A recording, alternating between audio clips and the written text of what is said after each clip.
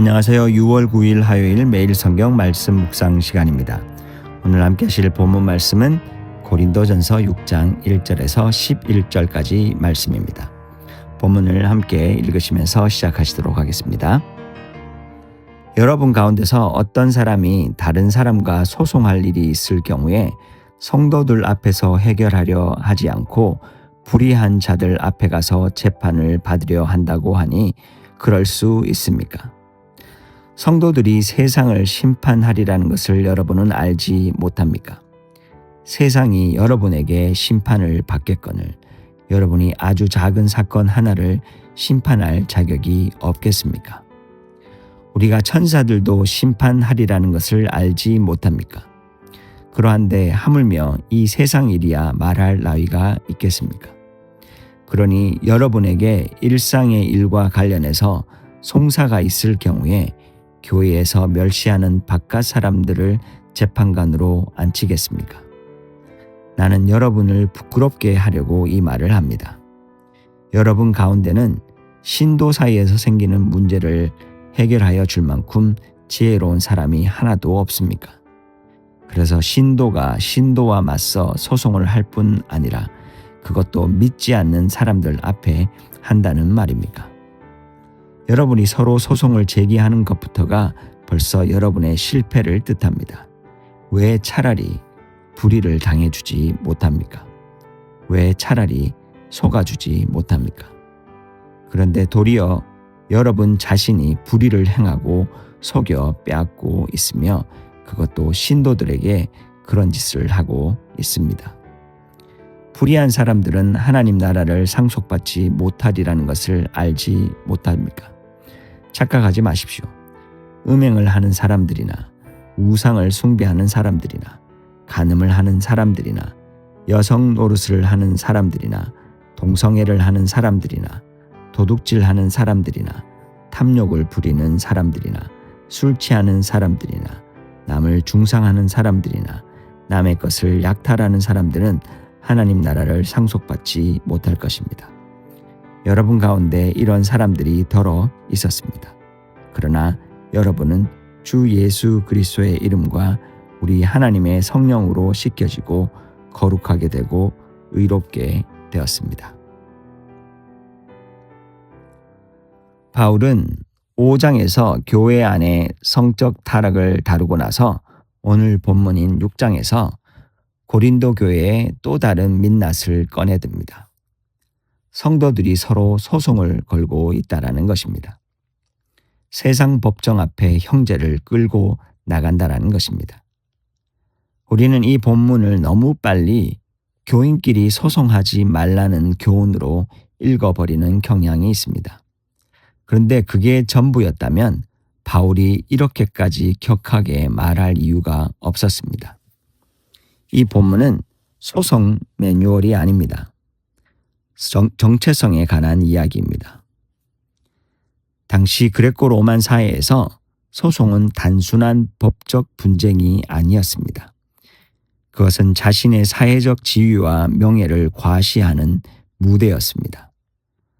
부유하고 영향력 있는 사람에게 법정은 언제나 더 유리하게 기울여져 있었습니다. 그런데 고린도 교회가 다르지 않게 살았다라는 것입니다. 힘 있는 사람이 약한 사람을 세상의 방식으로 밟고 있었고 교회는 그것을 묵인하고 있었습니다. 그래서 바울이 분노하는 것은 단지 왜 세상 법원에 갔냐가 아닙니다. 세상이 지배하는 경쟁과 착취의 논리가 교회 안에 그대로 들어와 똑같이 작동하고 있다는 사실에 분노했던 것입니다. 교회는 세상의 축소판이 아닙니다. 세상의 경쟁과 지배의 질서를 그대로 답습하는 공동체가 아니라는 것입니다. 하나님 나라를 살아가야 하는 백성이라면 갈등을 다루는 방식도 달라야 합니다. 그래서 바울은 단순히 세상 법정에 가지 말라고 말하는 것이 아니라 공동체 안에서 지혜롭게 문제를 해결하고 하나님의 방식대로 해결할 능력과 책임을 회복하라고, 그리고 애시당초 세상의 법정까지 가져가야 할 문제들을 만들지 말라고 촉구하고 있는 것입니다. 어쩌면 오늘날 우리 교회들이 세상의 근심이 되어버린 이유도 여기에서 크게 벗어나지 않은 것 같습니다. 바울은 2절과 3절에서 날카로운 질문을 던집니다. 성도들이 세상을 심판하리라는 것을 여러분은 알지 못합니까? 우리가 천사들도 심판하리라는 것을 알지 못합니까? 이 질문은 우리가 누구보다 우월하다라는 것을 선언하는 것이 아닙니다. 바울이 던지는 진짜 질문은 이것입니다. 너희가 누구인지 알고 있느냐? 믿음은 미래의 천국 티켓을 손에 쥐는 것이 아닙니다. 믿음은 지금 이 자리에서 삶의 방식을 바꾸는 정체성에 관한 것입니다. 하나님의 나라를 함께 세워가는 백성으로서 그 정체성에 걸맞게 지금 여기서 살아가고 있느냐는 질문입니다. 고린도 교회는 스스로를 영적이라고 생각했습니다. 은사를 자랑했고 지식을 내세웠습니다. 그러나 바울은 그 자랑의 실체를 정면으로 건드리고 있는 것입니다. 정말 하나님 중심의 가치관으로 살고 있습니까? 아니면 영적인 언어만 쓰고 있는 자기 중심적인 공동체입니까? 이 질문은 2000년이 지난 지금도 여전히 유효합니다.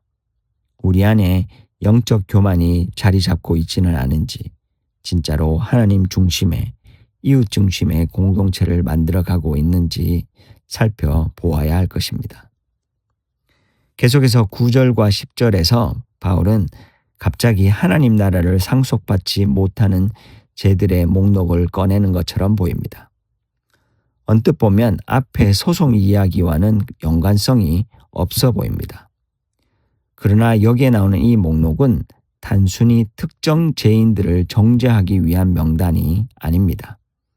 죄가 가진 본질적인 성격을 폭로하고 있는 것입니다. 9절에 두 단어를 두고서 논쟁이 있습니다. 말라코이와 아르세노코이타라는 단어입니다. 한 견해는 이 두 단어를 모두 동성애에서 각각 수동적이고 능동적 역할을 하는 사람으로 해석하여 모든 남성 동성애를 죄로 규정하는 것입니다. 또 다른 견해는 말라코이를 동성애와 무관하게 자기 절제가 없는 나약한 사람으로, 그리고 아르세노코이타이를 권력이나 금전을 이용한 성적 착취 관계에만 적용하여서 동성애 자체를 정죄하지 않는 것입니다. 어느 쪽이든 분명히 해야 할 것이 있습니다. 이 구절은 동성애를 특별히 정죄하거나 그리고 특별히 옹호하기 위한 구절이 아니다라는 사실입니다. 만약 이 목록이 특정 죄에 대한 정죄라면 함께 나열된 탐욕, 술 취함, 비방, 속임수에 대해서도 정확히 같은 무게로 다뤄야 할 것입니다. 그리고 반대로 어떤 죄도 가볍게 여기는 방향으로 이 구절을 사용하는 것도 본문의 의도를 벗어나는 것이 될 것입니다. 그래서 이 목록이 말하는 것은 결국 하나입니다. 죄의 본질은 자기 중심성이라는 것입니다. 소송은 하나님의 뜻보다 내가 옳다는 것을 증명하려는 자기 중심성입니다. 탐욕은 남보다 내가 더 가져야 한다는 자기 중심성입니다. 비방은 남을 깎아내려서라도 내가 높아지려는 자기 중심성입니다. 음행은 하나님의 질서보다 내 욕망이 우선이라는 자기 중심성입니다.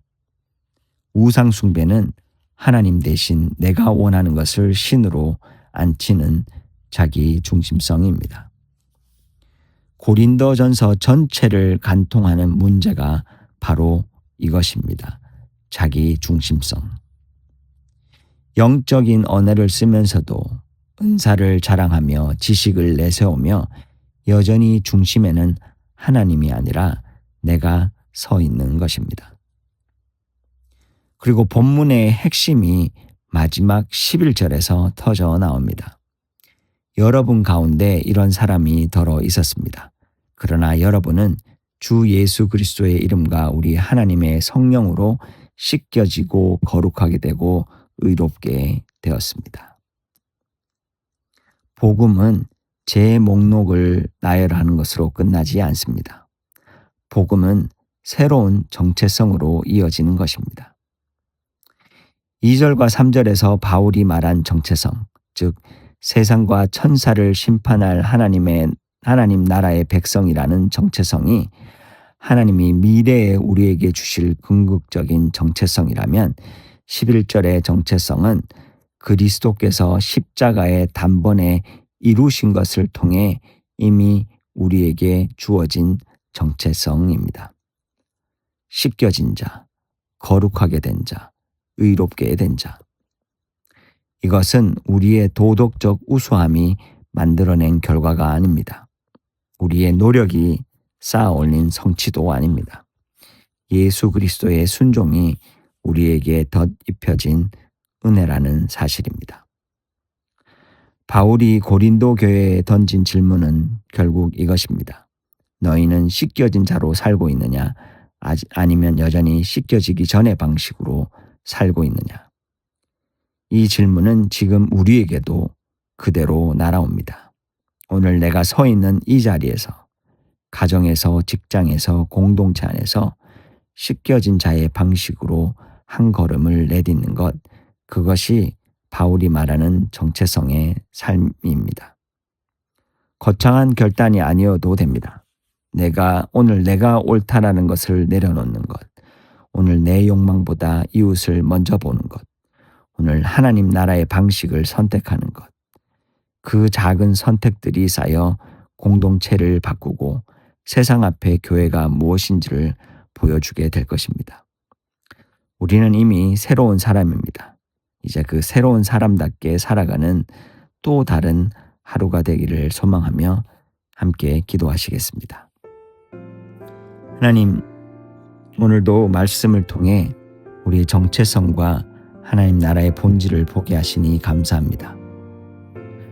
우리가 옳음을 증명하는 일보다 하나님 나라를 드러내는 삶을 더 소중히 여기게 도와주시옵소서. 우리 안에 남아있는 자기 중심성과 교만을 비추어 보게 하시고 십자가의 은혜로 씻겨내게 하시고 거룩하게 된 사람답게 살아갈 수 있게 도와주시옵소서. 오늘도 하나님 중심으로 이웃을 세우는 삶으로 주님의 나라를 나타나게 도와주시옵소서. 오늘도 그렇게 우리를 도우실 주님을 기대하고 찬양하며 예수님 이름으로 기도합니다.